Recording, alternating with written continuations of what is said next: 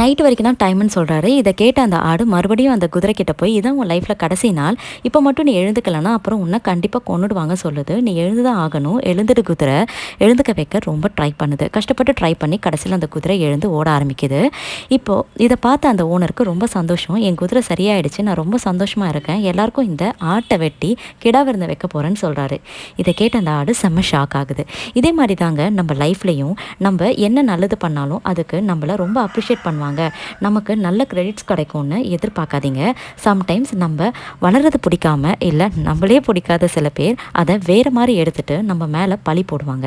நம்ம நல்லதே பண்ணாலும் அதில் ஏதாவது ஒரு குறை கண்டுபிடிச்சி அதை வச்சு நம்மளை புல் டவுன் பண்ண ட்ரை பண்ணுவாங்க. இந்த மாதிரி சிச்சுவேஷனில் நீங்கள் ரொம்ப வருத்தப்பட்டு துவண்டு போகாதீங்க. உங்கள் மனசாட்சிக்கு மட்டும் நீங்கள் உண்மையாக இருங்க. மற்றவங்களை இம்ப்ரெஸ் பண்ணணும்னு ட்ரை கூட பண்ணாதீங்க. கடவுள் இருக்கார் குமார்னு அவர்கிட்ட எல்லாத்தையும் விட்டுட்டு நீங்கள் ரிலாக்ஸ்டாக அந்த சிச்சுவேஷனை கடந்து